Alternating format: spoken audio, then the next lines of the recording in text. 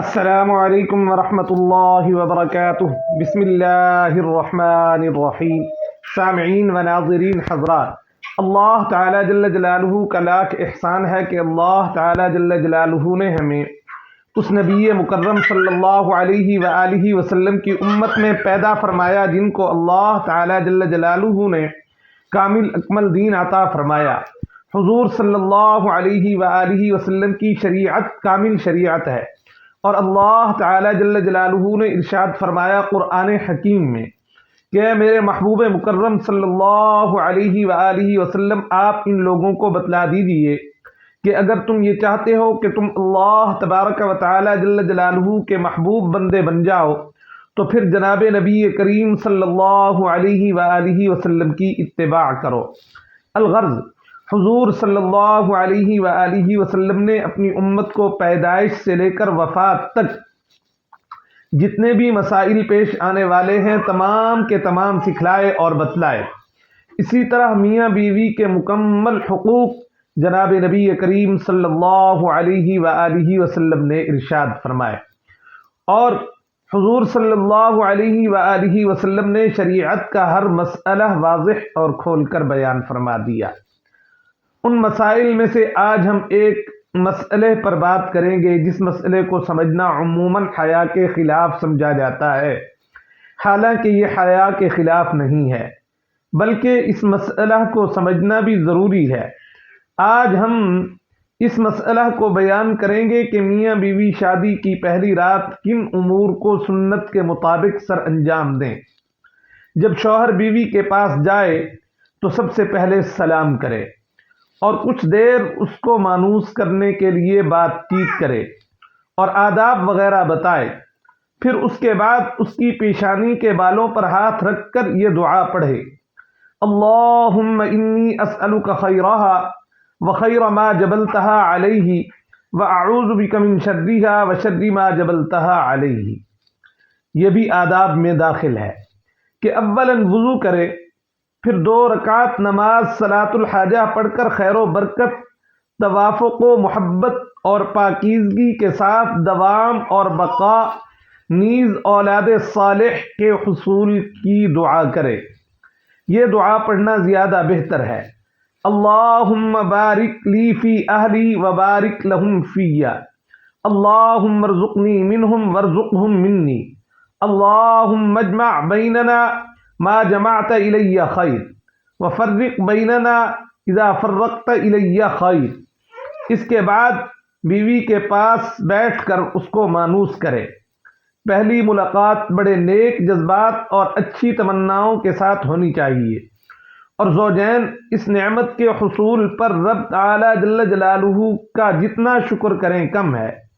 شوہر تلطف و محبت سے پیش آئے، اپنا سکہ اور رعب جمانے کی کوشش اور فکر نہ کرے، اور ہر طرح اس کی دل جوئی کرے کہ عورت کو مکمل سکون اور قلبی راحت حاصل ہو، اور ایک دوسرے میں انسیت پیدا ہو جائے، محبت پیدا ہو جائے۔ باتوں باتوں میں یہ بات بھی واضح کرے کہ شریعت کے مطابق زندگی گزارنے میں ہم دونوں کی کامیابی ہے، جبکہ خلاف شریعت طریقوں کی پیروی سراسر نقصان دہ اور پریشانی کا باعث ہے۔ اس کے بعد ہم بستری کا ارادہ کریں تو بیوی کو پیار و محبت اور بوس و کنار کے ساتھ مانوس کر لیا جائے، اور ایسی صورت اختیار کی جائے جس سے وہ بھی آمادہ جماع ہو جائے۔ پھر یہ دعا پڑھے: بسم اللہ اللہم جنبنا الشیطان وجنب الشیطان ما رزقتنا۔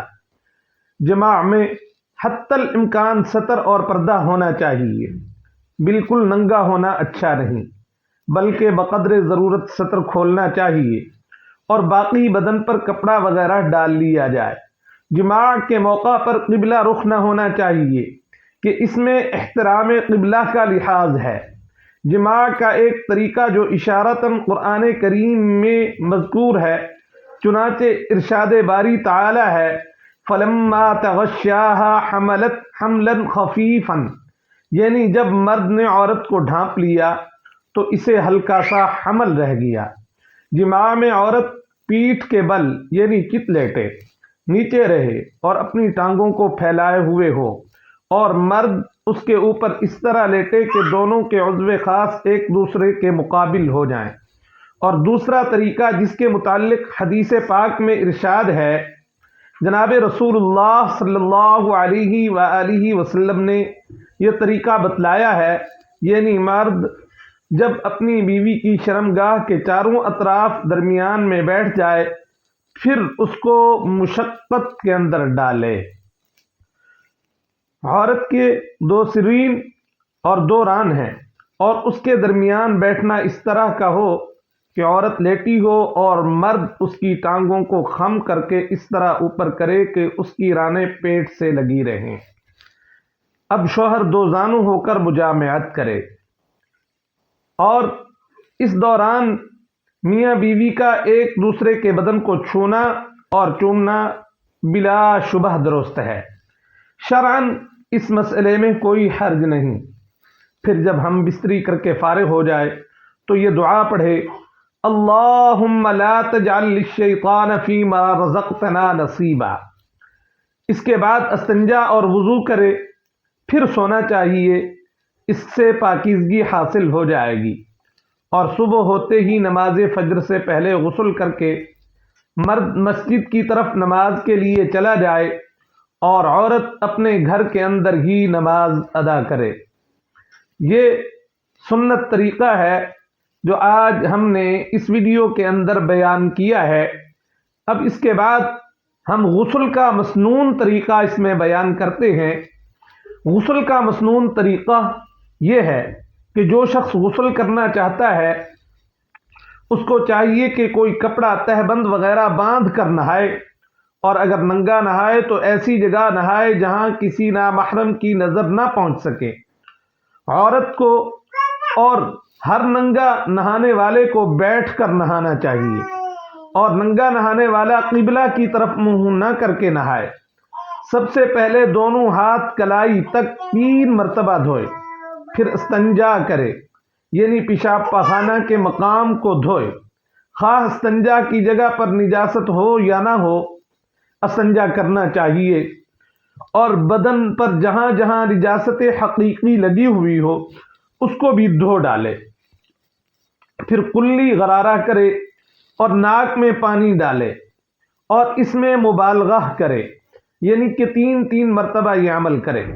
اگر روزہ دار ہو تو غرارہ نہ کرے اور ناک میں پانی ڈالنے میں مبالغہ نہ کرے۔ مسواک بھی کرے اور پورا وضو کرے۔ ہاتھ پاؤں کی انگلیوں اور داڑھی کا خلال بھی اچھی طرح کرے، اور اگر کسی چوکی یا پتھر وغیرہ پر بیٹھ کر غسل کرتا ہو تو وضو کرتے وقت پاؤں بھی دھو لے، پھر بعد میں دھونے کی ضرورت نہیں۔ اور اگر ایسی جگہ ہے کہ پاؤں بھر جائیں گے اور غسل کے بعد دھونے پڑیں گے تو پاؤں نہ دھوئے، بلکہ غسل سے فراغت کے بعد دوسری جگہ ہٹ کر پاؤں کو دھوئے۔ وضو کے بعد پہلے اپنے سر کو اچھی طرح دھو لے، پھر تمام بدن پر تھوڑا سا پانی ڈال کر ہاتھ سے ملے، یا گیلا ہاتھ تمام بدن پر پھیرے، تاکہ جب پانی ڈالے تو بدن پر سب جگہ اچھی طرح پہنچ جائے اور کوئی جگہ خشک نہ رہ جائے۔ پھر سارے بدن پر 3 مرتبہ پانی بہا لے اور ہر دفعہ بدن کو ملے، کہیں سوکھا نہ رہ جائے۔ بدن پر پانی اس ترتیب سے ڈالے کہ پہلے اپنے داہنے مونڈے پر 3 مرتبہ، پھر بائیں مونڈے پر 3 مرتبہ، پھر سر پر، پھر سارے بدن پر 3 مرتبہ پانی ڈالے۔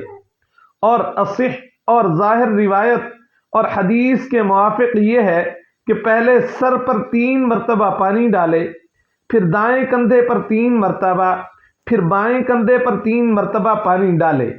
اور اگر غسل فرض ہو تو سوائے بسم اللہ کے اور کوئی دعا نہ پڑھے، اور بسم اللہ بھی کپڑے اتارنے سے پہلے پڑھ لے، اور نہاتے وقت بغیر سخت ضرورت کے کسی سے کوئی بات بھی نہ کرے۔